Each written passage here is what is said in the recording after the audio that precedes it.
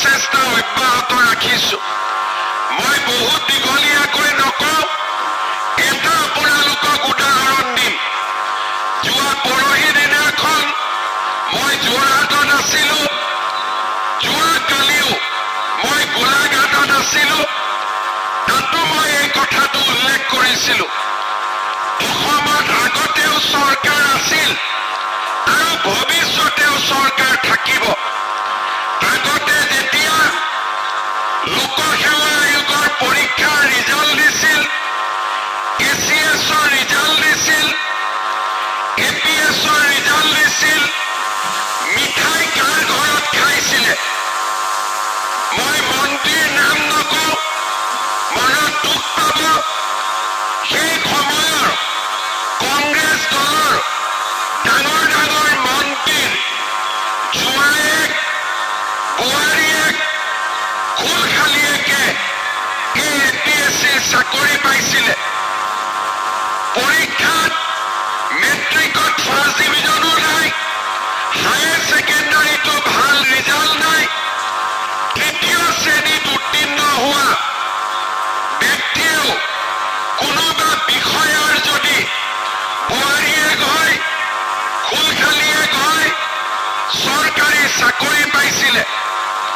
2005-06 বা তাৰো আগৰ যদি একেবাৰে জনা সময়ৰ পৰা 85 চনৰ পৰা 90 চনৰ পৰা 96 পৰা 2000ৰ পৰা 2014 চনলৈকে আমি যদি বাতৰি কাকত উলিয়াই লওঁ, APSC ৰিজাল্ট দিয়াৰ পিছত, ACSৰ ৰিজাল্ট দিয়াৰ পিছত সদায় পেপাৰত লিষ্ট ওলায় যে কোন ডাঙৰ মানুহৰ, কোন ল'ৰা আৰু ছোৱালীয়ে এইবাৰ মেজিষ্ট্ৰেট হ'ল আৰু এইবাৰ DSP হ'ল।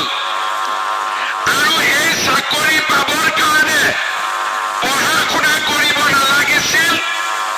তৰুণ গগৈ কংগ্ৰেছ দলৰ চৰকাৰ থকাৰ সময়ত APSCত ৰাকেশ পাল নামৰ ডাঙৰ অজগৰ সাপ এডাল থৈ দিছিলে।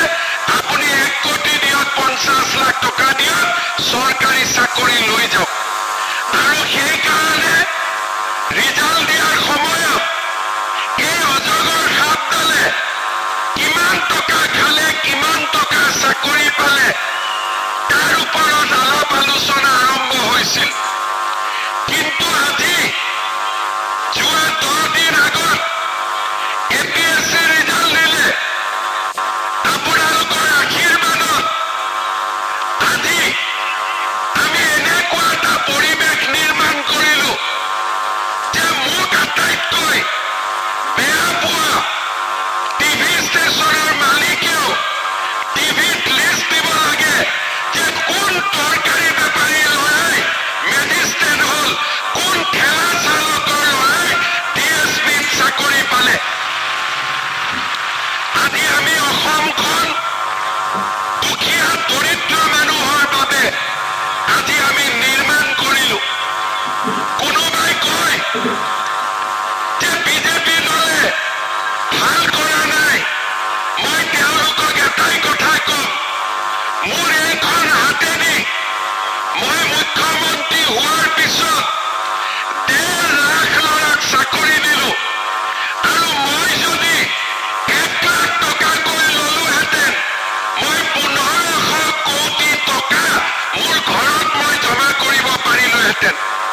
আৰু চাকৰিৰ কাৰণে মাত্ৰ 1 লাখ টকা দিবৰ বাবে কোনেও আপত্তিও নকৰিলেহেঁতেন। কিন্তু আজি চাকৰি কোনে পায় অসমত?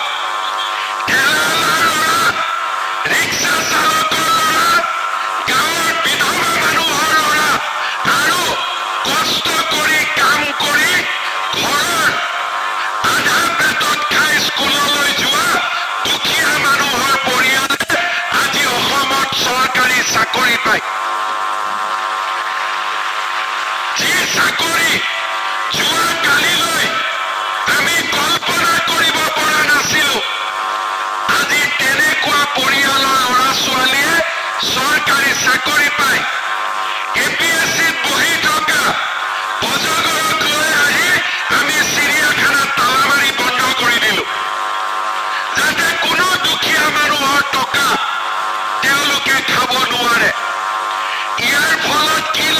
পাইছে যাৰ ঘৰত চাকৰি পাইছে ভাল কথা কিন্তু যাৰ ঘৰত স্কুলত ল'ৰা ছোৱালী পঢ়িব যায় তাৰো মনত এতিয়া এটা আশাৰ সৃষ্টি হৈছে যে দিল্লীত নৰেন্দ্ৰ মোদী আছে অসমত হিমন্ত বিশ্ব শৰ্মা আছে বিজেপিৰ চৰকাৰ আছে টকা পইচাৰে চাকৰি নহয় মই পঢ়া শুনা